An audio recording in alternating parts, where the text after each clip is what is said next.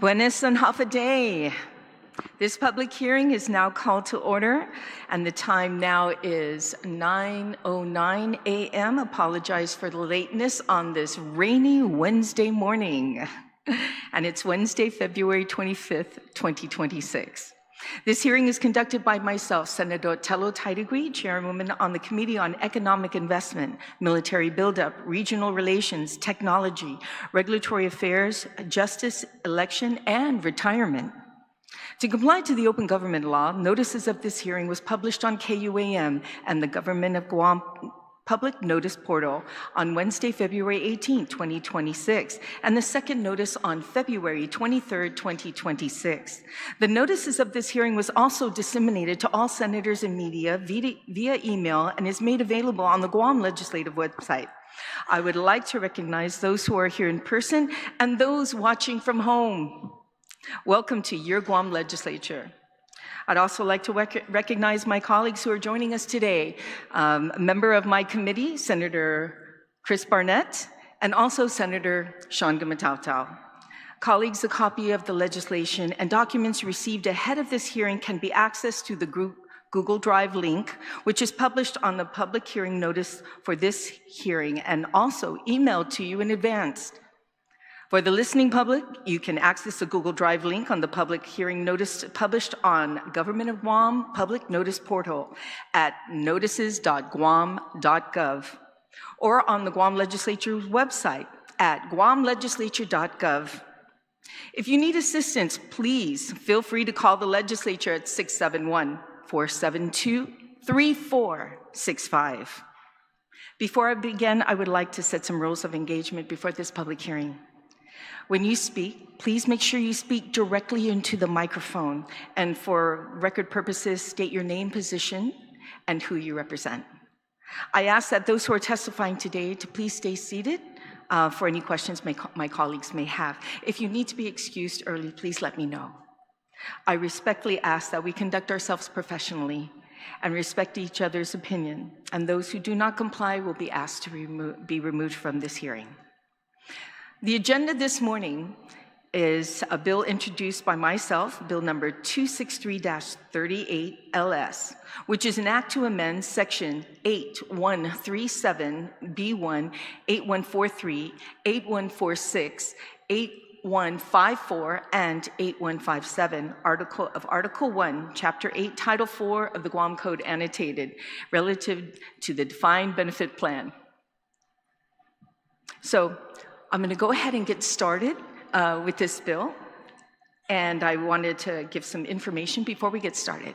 So there was a physical note that was provided for the bill on February 16th, 2026, and BBMR noted that according to the comments received from the Government of Guam Retirement Fund, the bill is a GGRF-sponsored measure. The Bureau further noted that the GGRF will provide an official position statement at the legislature's public hearing. Our legal counsel had the opportunity to also review Bill 263-38 LS. And during that introduction, there were no recommendations or changes or amendments at this time. Invitations were sent out to the Judiciary of Guam, the Office of the Attorney General, the Guam Bar Association, and of course, the Guam Election Commission. Also, OTEC was invited to this hearing too as well. So if they're not here, don't be discouraged. We'll probably get some feedback from them. I mean, we definitely give them a call to ask them for their testimonies, and of course, we'll share it with the Guam Election Commission. So at this time, I will just do an introduction of this bill. It's not going to be too long, because I know that the testimony from Guam Retirement is quite lengthy, so I'll try and make this as short as possible. Okay. Thank you again, everyone, for being here to testify on Bill 263-38. At its heart, this bill is about protecting our retirees and making sure our government can meet its promises without disrupting essential services. So right now, under current law, the government of Guam must completely pay off its pension system's unfunded liability by the year 2033. In simple terms, unfunded liability is the gap between what the retirement fund has set aside and what it owes current and future retirees. It is like having a mortgage. You owe a certain amount and you must make payments over time to fully pay it off. As we get closer to 2033, the time left to pay off the balance becomes shorter. When there is less time to pay off a large amount of debt, the required payment can suddenly increase. This is what experts call a cliff. It means employer contribution rates, which is the amount the government must pay to the retirement fund each year, could jump sharply if investments returns are lower than expected. This bill addresses that concern in a careful and responsible way. First, instead of requiring the entire pension debt to be paid off all at once by 2033, the bill allows the remaining balance to be paid down in structured, rolling 15 years period. This does not erase the debt. It does not reduce anyone's pension benefits. Second, the bill updates investment rules that are written decades ago. This bill gives them flexibility that is similar to what other pension systems use so they can responsibly manage investments that yield stronger returns. I look forward to all the testimony on this bill today and any written testimonies that is provided to this committee. Sijus Masi, and at this time I'd like to recognize the Retirement Agency and its director, Paula Blas. You now have the floor. Good morning, Senator Taitague, Senator Barnett, and Senator Gumatautau. I'm going to introduce the representatives from the Government of Guam Retirement Fund who will be providing testimony today, and we will be here also to answer any questions you may have. To my far right is Maggie Rybowski. She is our defined benefit investment consultant from Wilshire Associates. To her left is Artemio Hernandez, also known as Ricky to all of you. He is our treasurer and our chairman for the investment committee.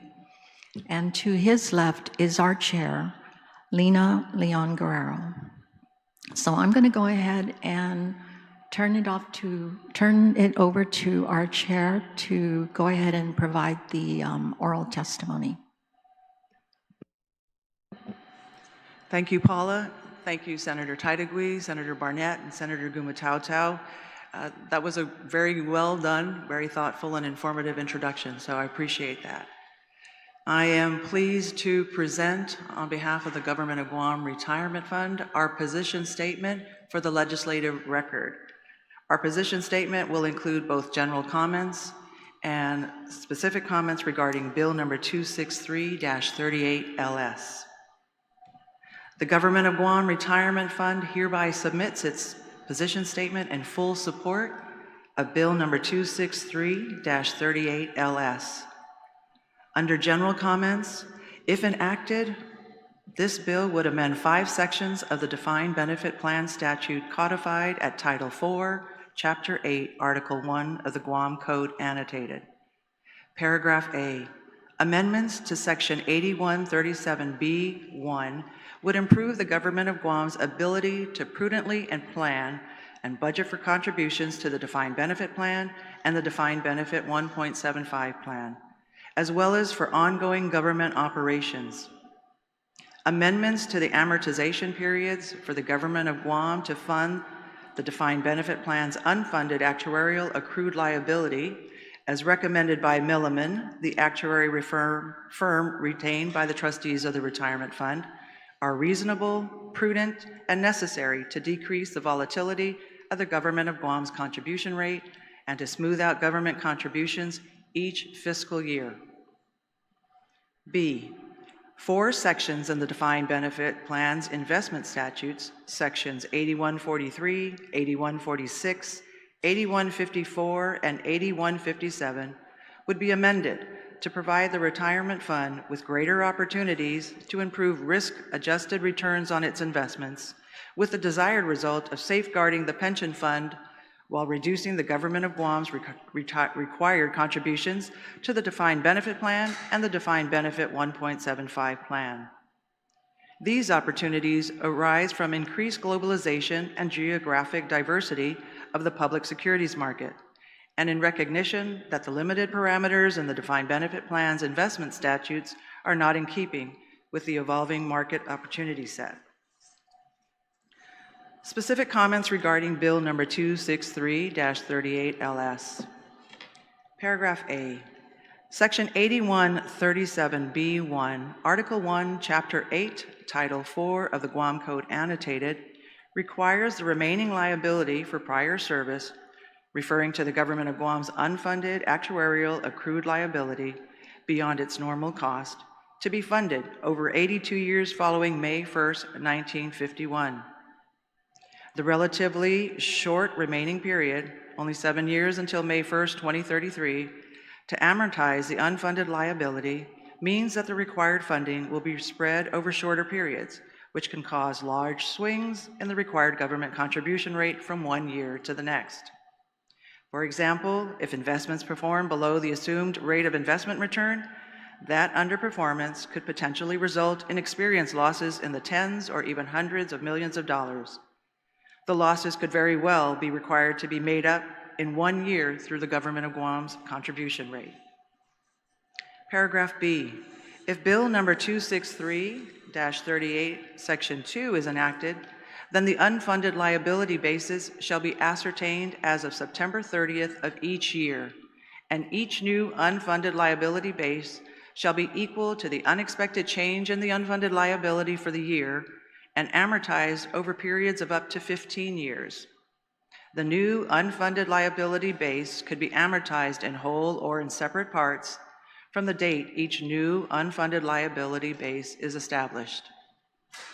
As an example, solely for the purposes of illustration, Milliman, our actuarial firm, modeled a situation in which the investment return in fiscal year 2028 was flat, or 0%, to show that in that situation, the government of Guam's contribution rates were projected to be more volatile over a 15-year period than smoother, more gradual contribution rate changes if Bill number 263-38 were enacted.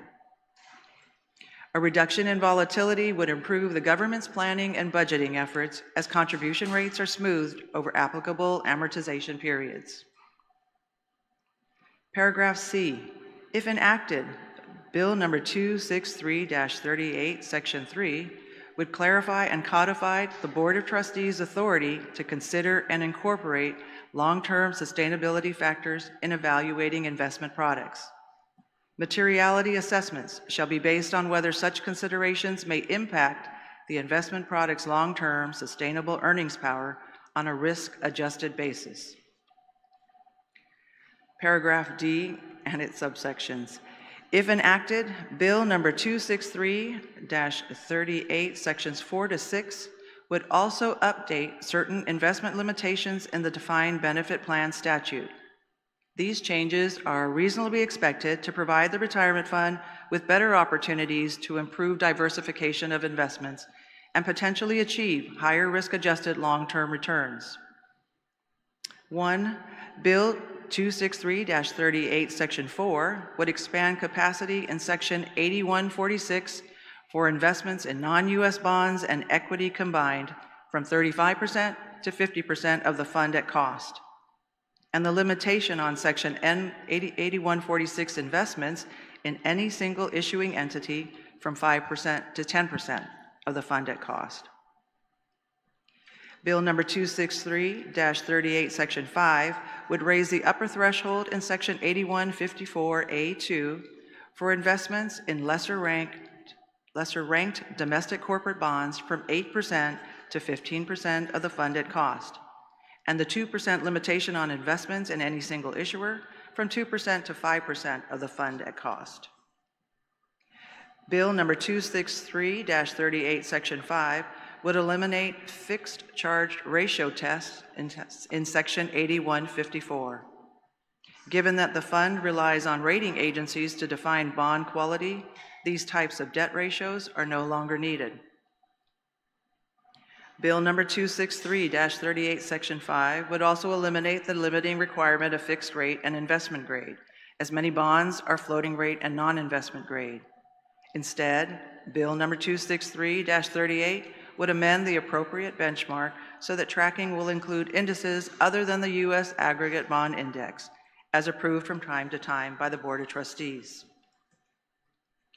Bill number 263-38, Section 6 would eliminate specific security level selection requirements, such as dividend payout requirements for domestic common stock in Section 8157A, and apply the same prudent investment standard to non-U.S. stock in Section 8157B, as well as to non-U.S. government bonds in Section 8151B, non-U.S. corporate bonds in Section 8154B, non-U.S. preferred stock in Section 8156B, and management of the retirement fund generally in Section 8139(1)(b)(2).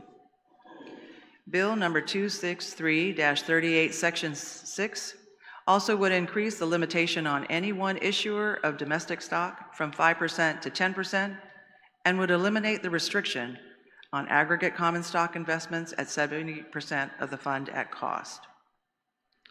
For the foregoing reasons, and along with the further testimony to be provided this morning at the public hearing, the Government of Guam Retirement Fund and the Board of Trustees supports the passage and enactment of Bill number 263-38 LS. Thank you. Thank you so much. Would you like the consultant to read her letter to you, or just here to ask questions, or would like to make a statement?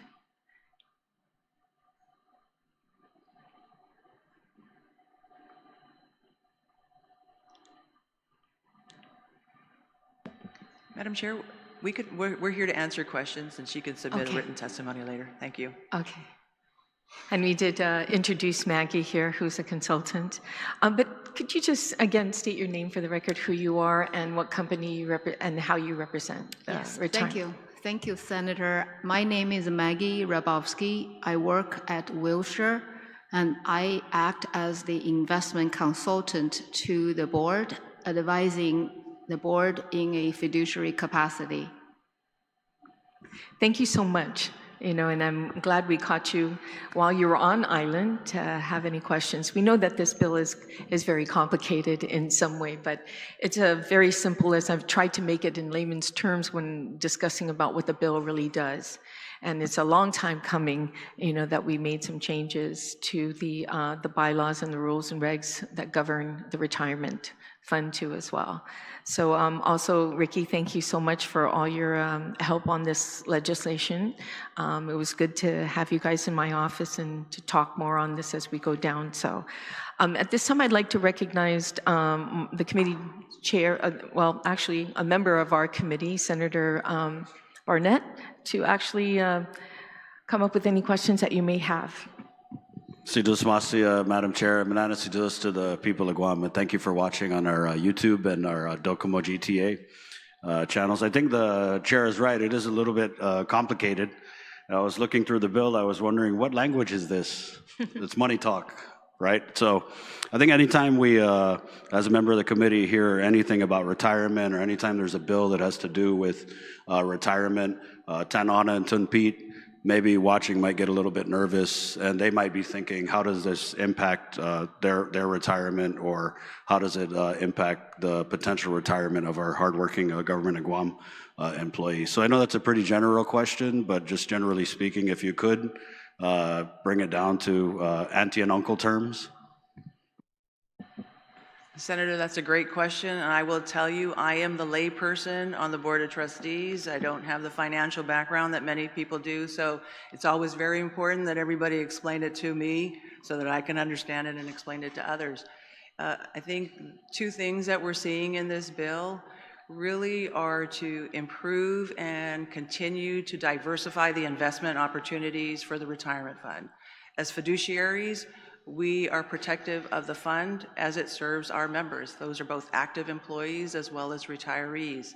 So this bill allows for us to modernize our investment statute to allow us to, in fact, gain better returns or potentially gain better returns for the long run to serve. The piece on the amortization of the unfunded liability, that's an obligation of the government of Guam that they pay to the retirement fund on a payroll basis. It's a debt that's owed to the government of Guam retirement fund to the trust. And so that's how they pay it, every pay period. So what this bill allows us to do is to take this 7-year remaining amortization period of our mortgage, so to speak, the government of Guam, and to spread it out. It gives us more flexibility. It allows for a much more smoothing of the contribution rates, and ultimately is going to allow for the government of Guam to plan and budget for its contributions to pay off its debt to the government of Guam Trust. So I know that, thank you for that, Ms. Leon Guerrero, and I know that the chair has characterized this, and you as well, as something similar to refinancing a mortgage, right? But you raised some pretty alarming scenarios in your testimony about if the bill didn't pass, just some of the fluctuations, extreme fluctuations that we could see. In fact, if I remember your testimony correctly, and I'm sure I do because it was just a couple minutes ago, you had mentioned anywhere between tens to hundreds of millions of dollars. That's pretty alarming. And so how did we, I guess my question is, how do we get to this point where we have to do the refinancing and the mortgaging? Because like I said, when Tanana and Tunpete hear about the contribution and some of the fluctuations, I mean, I don't want to say the sky is falling, but it kind of sounded like a pretty bad situation. So, Senator, the way I would think about the volatility in relate to your analogy of refinancing the mortgage is that you would refinance the mortgage to a variable rate because the calculated contribution is based on the difference between the actual return versus the target return. So the target return is 7%. And in the scenario presented, let's say 1 year you had a 0% return, you basically have to change your calculation to make up that difference in that short time period. So you're refinancing your mortgage with a variable rate calculation, but do not change the maturity date, which you can imagine the volatility of contribution will significantly get amplified. Ma'am, if I may though, so you had said if we saw a 0% return on the investments, I mean, how realistic is 0%? It is not rare. If you think about the bubble bursting in between 2000 and 2002, in those 3-year period, equity market was down double digit every single year. So the retirement plan has a very long horizon, and if your amortization is in a very short time horizon, you're misaligning the investment horizon with the reality. So just to have 3 years of equity market drawdown is not the end of day because it is going to come back. But if you have to recognize the loss immediately in the amortization scheme, that's going to cause you to have to make significant contributions that is actually not necessary. Okay, so I did want to ask you, because if we're going to go with this analogy, refinancing the mortgage, what the bill also does is it gives you guys flexibility, the ability to invest in more in different areas. So how does that kind of play into that analogy? Because what the bill's doing is it's raising and forgive me if I get this wrong, the non-U.S. investments by 15% from 35 to 50%. So I'm assuming that you guys believe that this is going to give you the opportunity to generate better returns on investments because you're increasing the different types of investments? Yes, Senator. Good afternoon. I'm sorry, good morning. Ricky Hernandez, representing the Retirement Fund as Treasurer and Investment Committee Chair. And thanks for the questions. I was hoping maybe I could also help to translate some of the complicated language in the bill. We'll get to your question that you just asked, but I wanted to kind of also add a little bit more to the discussion on the amortization period and kind of the example of refinancing. And so, really the bill, as our chair, Lena, had mentioned, is it does really two main things, one of which is this amortization period. And I think when we think about what this bill, what we're doing here is we're trying to be proactive. And so being proactive, we're here early enough so that any of these potential volatility risks, and volatility meaning if markets go up and down, as compared to what we expect the investment returns should be, which is 7% every year, we're trying to be proactive because we still have 7 years till 2033, which is when the unfunded liability is expected to be paid off. But this action that we're taking and we're recommending and supporting is to ensure that if in the event there is that volatility that occurs close to 2033 or just maybe even a year before, that we had addressed that already today, 7 years, 6 years prior. And so the ultimate goal of the bill is really to ensure that we have the tools necessary to improve and get the best risk-adjusted returns for the fund. And what does that mean for retirees or active members that are looking to retire under the DB plan or the DB 175 plan? What that means is the higher the returns, the more secure the fund is, right? We look at our security ratio when we compare our liability to our assets to our liabilities. And so what that means is our goal is always to ensure that the promises we have made to our active members and our current retirees are fulfilled based on legislative mandate, based on the calculations and the promises that are made by this body. And so that's our charge. And so these provisions in this bill help us to look forward and say, we have these risks ahead of us in the next 7 years. How do we mitigate those potential risks? So we're not saying today that there are any issues currently. What we are saying is that there may be issues in the future. And so that's kind of hopefully, and when it gets down to Ten Maria, for example, what does that mean for a retiree? What that means is that they could live without any, they can live their retirement life without any risk because we're doing the best job we can here and you're providing us the tools necessary to be able to ensure that they get their retirement check every semi-monthly twice a month and so forth. And so the other factor to that also, it affects the government of Guam's budget. And so when you look at the government of Guam budget, personnel costs is quite high. Part of that personnel cost is what we call the retirement contribution rate. Currently, it is 33.85% of every base salary dollar. And so as this amortization period is very key because the retirement fund, we have our actuaries determine what are some of the assumptions that we make every year in terms of investment earnings. We assume that we are going to make 7%. If we make less, that may mean the contribution rate goes up. What does that mean to you? That means less dollars you're able to appropriate for other things. If total payroll, for example, if total payroll increases above the assumed amount, which is 2.5%, then that has a positive impact. So your retirement contribution rate may go down.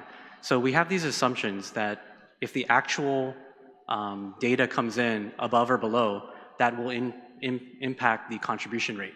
And that'll impact your ability to budget more or less. And so this amortization period, why it's so important from a budgetary standpoint, is because the more we can smooth out that contribution rate for your planning purposes, the better it is that we'll be able to plan for budgeting in the future. And so as the example that Lena had mentioned, a 0% earnings or investment earnings in any given year between now and 2033 means that we didn't hit the 7% assumed rate. And so we have to make up for that. And how do we make up for that? We may have to increase the contribution rate for that year. And so that's kind of the ultimate goal we're trying to achieve here, is to ensure that as we look over the next 7 years, how can we use the language in the law to the benefit of the members, to the benefit of the legislature and the people of Guam, so that more services can be planned for in the future instead of having to deal with potential volatility.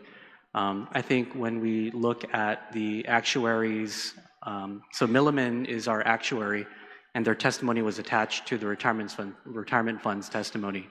And in that, they mentioned that the language that we're requesting is actually standard language that other large retirement funds have been adopting to include CalSTRS, which is California's state employee retirement system, Los Angeles, CalSTRS, which is the state teachers retirement system, Seattle city employees, Texas County, University of California retirement. There's a lot of large, sophisticated retirement systems, such as ours, that are also doing this. And so I know that there might be questions as to the mechanics of this, and I always think of my role as trying to translate some of these kind of complicated things into something that is understandable, but also that you can see the benefit on your end and also the benefit for the retiree. But I know that, and I hope that helps to add to the answer to your question related to the amortization period. Yeah. And I know that your question now, the most recent question you asked was related to the increasing percentages. Could I just get in just on what you said, is there any scenario, and presumably it'd be a really good one, where you talked about the contribution rate dropping? Like do we have any ballpark baseline type of figure that we could realize down the road? I think, so what we're doing currently is every year we do an actuarial valuation, and so that updates based off of the prior year's actual data. And so that usually is updated in the next month or so. And so once we get that actual data, we can conduct another kind of assumed percentage that will possibly decrease the contribution rate as soon as probably even next fiscal year. But we don't want to kind of provide that number until we get the most updated actuarial valuation. But the expectation with this potential amortization smoothing is that there should be some savings up front. But when we get that actuarial valuation done, which is going to also provide information related to the contribution rate as it would be without this bill, then we can kind of look at how this bill will impact that number for next fiscal year.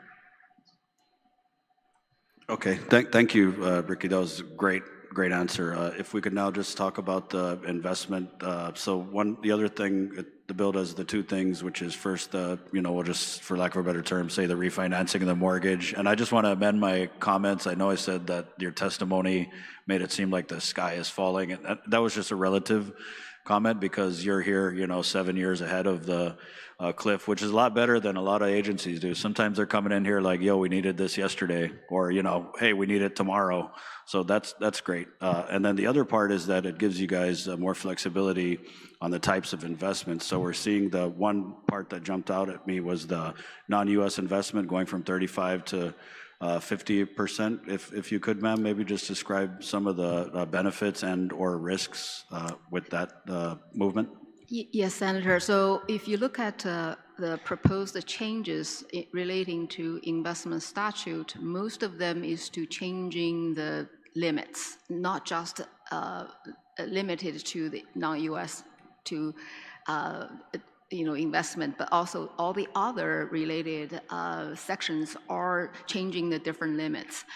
Now, the way we should think about that is it actually helps us to be more consistent with the original intent of this statute, because the original intent in writing these limits is for risk management.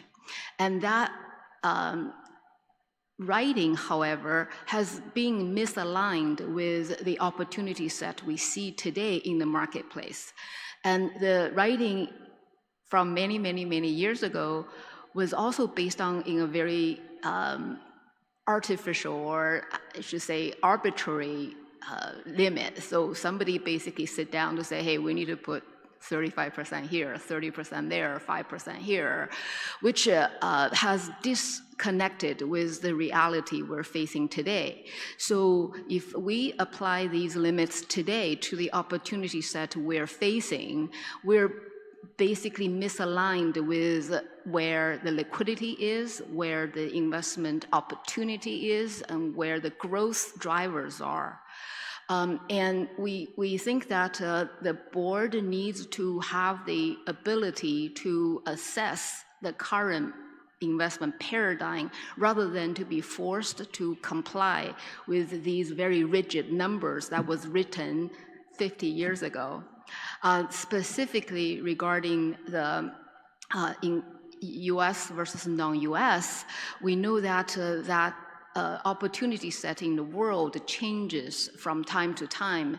And at some point in the past, US was the dominant opportunity set. And there were times in the past it wasn't the dominant opportunity set. So these things are changing, especially as we today are facing a technological revolution, which may disrupt certain sectors, certain countries, which also may define a company's domicile not by where it's registered.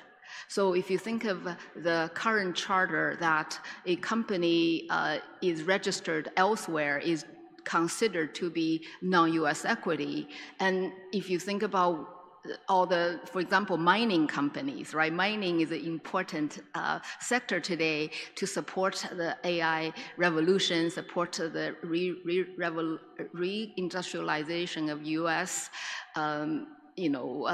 base. And mining companies are usually not domiciled in the United States. A lot of them are in Canada, a lot of them in Australia, because that's where the mines are. So just artificially or arbitrarily define risk of where the company is domiciled is misaligned with the actual risk drivers of the market. Okay, I get that. So can you tell us, like, what are we missing out on currently with just being able to invest 35%? Like, and give us some names, like what types of companies, non-US investments do you think that we should be getting behind? Yeah, if you're able to. As I mentioned, the mining sector is right now a huge focus for the next phase of AI competition, right? In our view, that the AI competition will determine who will be the dominant player in the world next decade.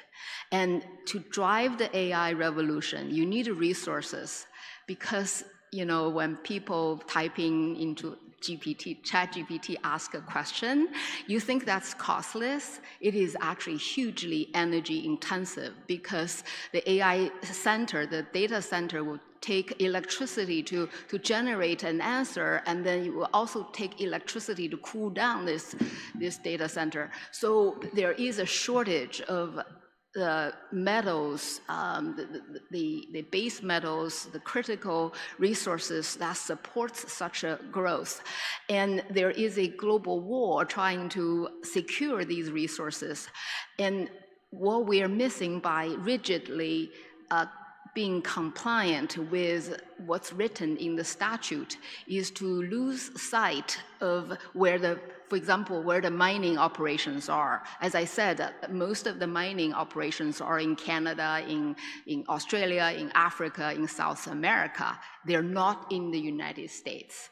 And the companies are domiciled in those jurisdictions. That doesn't mean they're not global companies. They sell globally, but they're domiciled not in the United States. So by this particular definition, you are putting them in a box that is disconnected with the global nature of such business.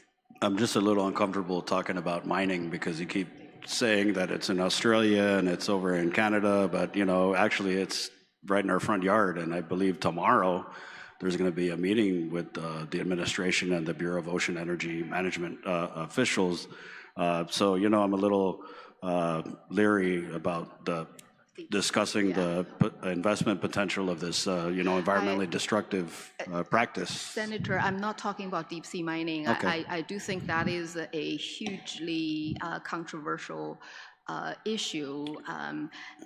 But So what type of mining are you talking about? I'm talking about gold and cobalt and So the rare earth, the earth, copper. yes. Okay. Yes. Yeah, thank you. And so currently we're unable to invest in those types of things because it would exceed the 35% threshold. We are bumping into all kinds of limits in the current statute. Okay, Madam Chair, thank you for the time, and thank you again for your explanations. Like my lean going into this hearing was just to, reassure Tanana and Pete about the potential impacts, if any, on their retirement, and then, of course, on the active government of Guam employees. I did just have one last question. So can we just, if we could discuss this, like short-term benefit versus like the long-term benefit, are there any critics who would look at this bill and say that it relies too heavily on short-term benefits versus long-term sustainability of the fund? And I know that based on what you guys are saying, we're looking at extending this beyond 2033, right, and refinancing the mortgage. But are we going to be seeing the best long-term benefit with this bill? I can try and answer your question, Senator. I think most of what we're doing here, if we're looking at the short-term benefit of the bill, that's really the parts where we're trying to adjust the percentages and kind of the flexibility of, and I know Maggie mentions opportunity set, it's just kind of the universe of different things that we can invest in. And so that's kind of will provide more of a short-term benefit to the fund and the members through the ability to capture investment earnings that we're currently missing because there are these limitations. And so I think that would be the short-term benefit. There will be some short-term benefits as it relates to the implementation of the, we'll just call it the smoothing of the amortization period. We don't expect this smoothing to be something where we're carrying this unfunded liability longer than we are expecting to. I think maybe about 8 years ago, the amortization period was increased by 2 years. And that effectively lowered the need for the government because we extended the payment period for 2 years. But we're not doing an extension of the amortization period. We're doing something that's a lot more sustainable and long-term, and we're trying to smooth it out. And so I know there may be some questions related to the mechanics of that, and we can answer that when those come. But yeah, those would be more of the longer term aspects of it. Thank you, Ricky. And again, with the contribution rate, hopefully all of these things that you're trying to do with the bill passes, we could see that go down because that's a significant cost that, it's a budgeting challenge, right? And we see even in some of our offices, sometimes we're not able to get that retirement contribution from term to term because, we might need an additional staffer or whatever. So anything we could do to bring those costs down without jeopardizing, of course, the security of the fund. So thank you, Madam Chair, for the opportunity to ask questions and get this in layman's terms. You're very welcome, Senator Barnett. And also thank you for those questions. I'm sure there's a lot of people, especially retirees who are at home, who make an effort to listen to our public hearings as well as session to find out what's going on. But before I move on to our next senator for questions, I just wanted to make a slight correction. Probably wondering why would I ask testimony from the Attorney General's office, from Judicial Court? So I read the wrong line, and I just wanted to make that correction. We sent invitations to the following: BBMR, DOA, Government of Guam, of course, Retirement Fund, the Guam Fire Retirees Association, and the Guam Federation of Teachers, as well as GITA. Now that sounds about right as far as people sending testimony in to contribute to this hearing. So that being said, thank you, and I apologize again for that wrong information. And I'd like to now move over to Senator Gumatauta. You are now recognized. Yes, thank you, Madam Chair. Thank you to the Retirement Fund for being with us this morning. And I just want to say, just to start off, that I appreciate where Lena's coming from, that this bill is to modernize. But in order to appreciate where we are at today. As a member of the retirement fund since 2003, I think it helps us to kind of, maybe if I can go back just a bit, to help me kind of frame this, at least of my understanding, and hopefully this will be helpful in the discussion today. Recognizing that the governor's message accompanying an executive veto of the DB 1.75 or the DB Light retirement plan in 2016, it concluded that we as a government did not know if we could afford the plan at the time. Does the bill before us today help us confirm some of the concerns that were expressed by the former governor and his fiscal team? And to what extent have the amendments that this particular branch of government made to our retirement statute since 2016, notwithstanding their merits, with which I do not disagree, challenged our ability to settle the unfunded liability and safeguard the contributions of employees who are 10, 20, or 30 years away from retirement? Okay. Thank you for the question, Senator. I've had the opportunity to be part of the, I guess, the process of the implementation through the legislature, as well as my role here at the Retirement Fund, of the DB 175, which previously at the time was working with Senator Ben Pangilinan, who originally introduced it, and then with former Speaker BJ Cruz. And I know that from the perspective of the DB 175 and the implementation of that, and then also the subsequent reopening of the DB 175 just in effective January 1, 2024, there have been over 5,000 retirees, and including their families, that have shifted over from the DC plan and over to the DB 175 plan with an extensive educational campaign conducted by the Retirement Fund with all of the agencies of the government of Guam. I think it's important to note, with these 5,000 plus members, active members that moved over, I could just maybe say hundreds of them had the ability to retire with dignity and with basically a lifetime of service, retire with dignity, with a retirement annuity that they could rely on in their retirement years. And I think as we look back at the unfunded liability and how that has gone up and down based on even the implementation of the most recent reopening of the DB 175 plan, the fund has been able to manage that and keep it stable. And because I know that with the passage of the prior bill that was introduced by the late Senator Peter Terlahi, that also improved benefits, that had an impact on the unfunded liability.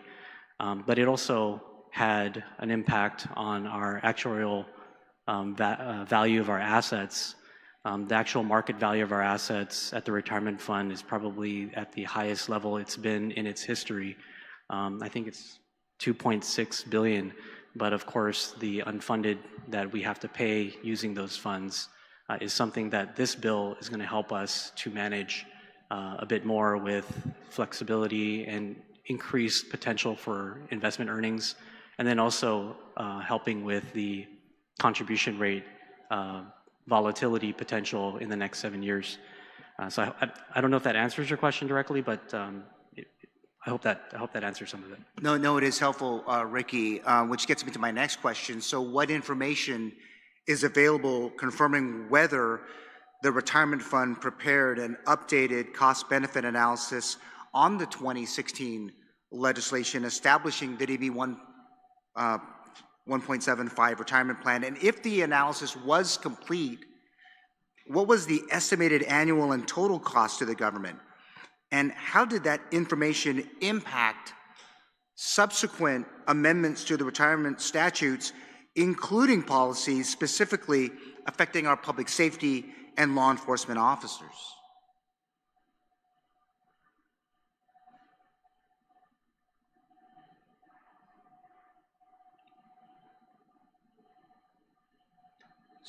So should I just add, perhaps maybe, was the actuarial evaluation as of September 30, 2017, where it noted that report represents best estimates? Is that helpful for this question?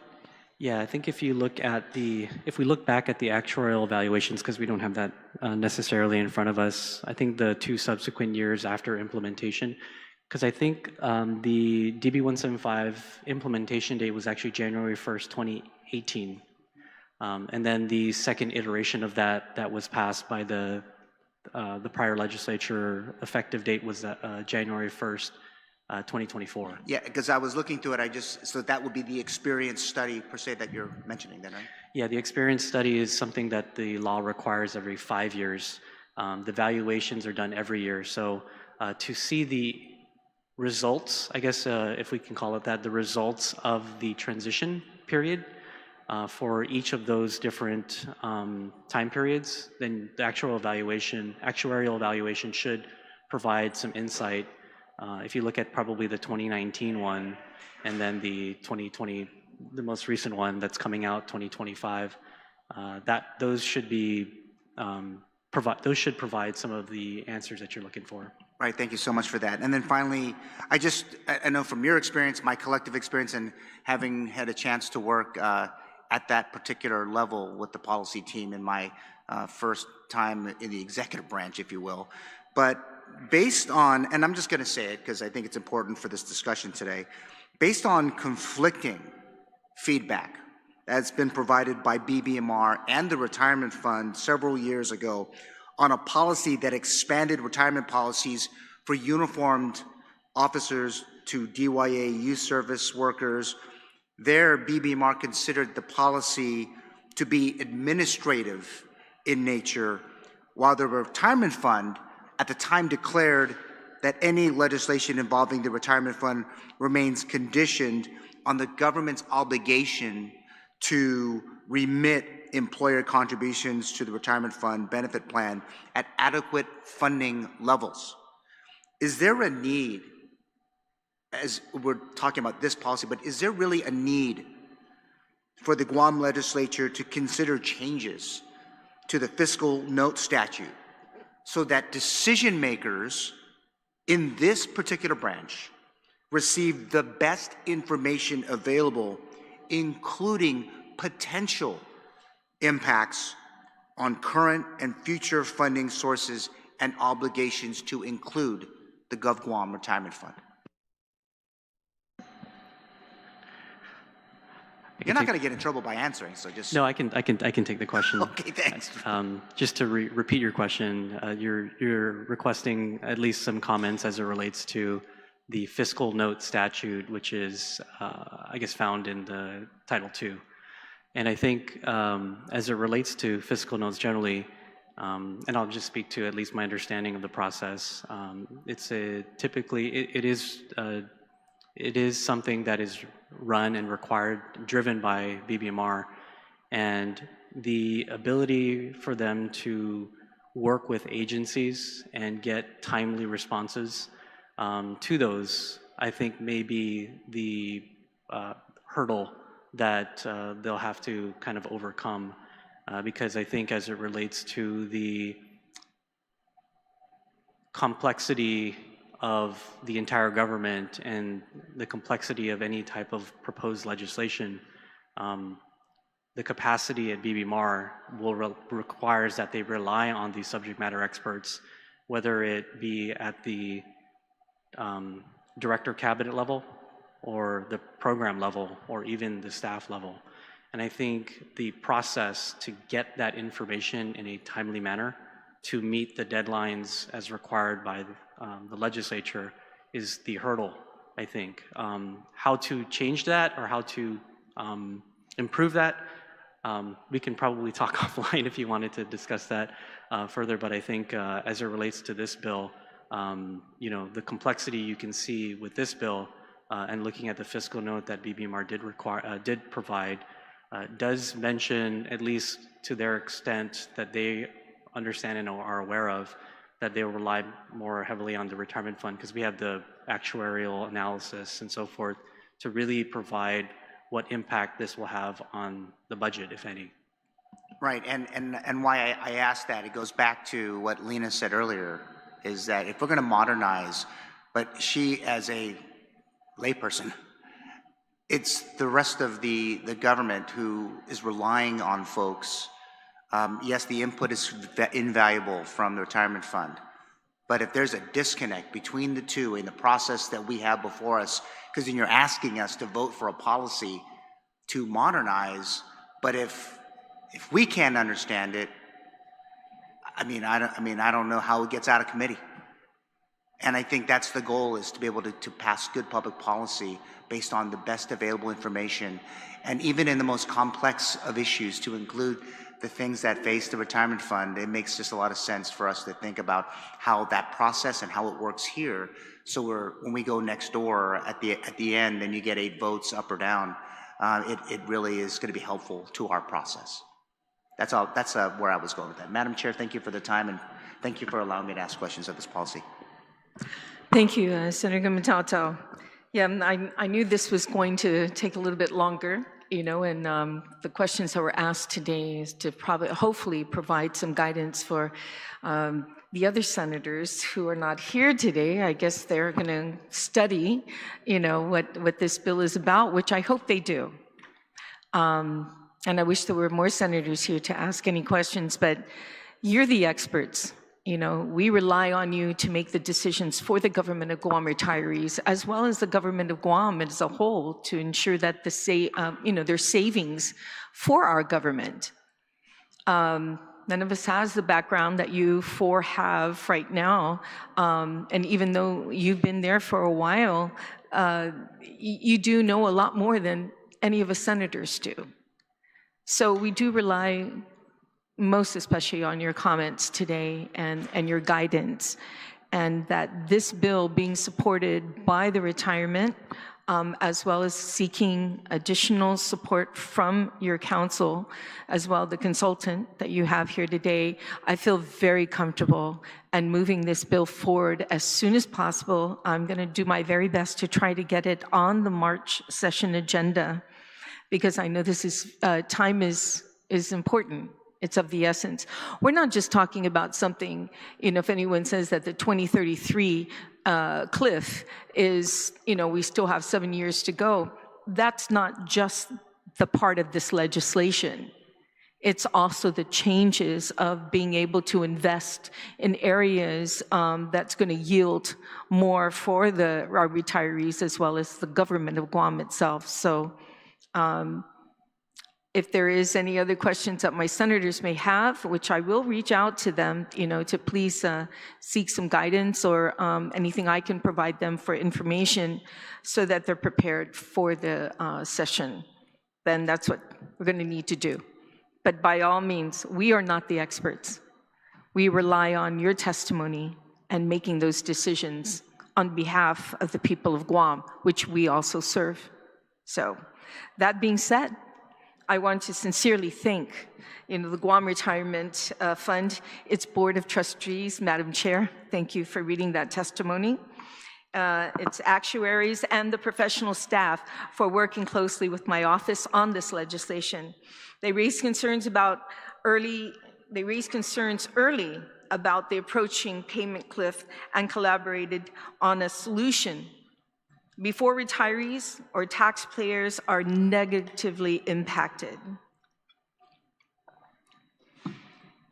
So our retirees dedicate their careers to serving our island. They earn their pensions. They deserve certainty, stability, and a retirement system that is responsibly managed for long term.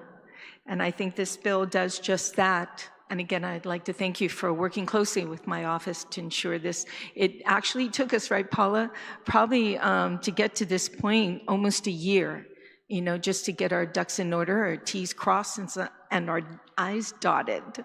So that being said, Sijus Masi, Create a great day.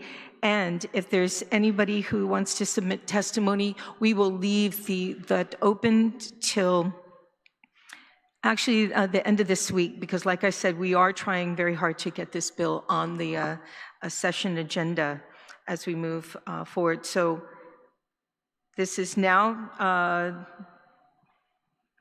so Bill 263-38 LS has been heard. And if, again, testimonies to the end of this week only will be mailed to my office, if you'd like, at 238 Archbishop Flores Suite 407, Suite 407 at the DNA Building in Hagåtña. You may also send your written testimonies to my office via email at senatortelot@gmail.com. And again, create a great day, and the time now is 10:09 a.m. Si Diyos masi.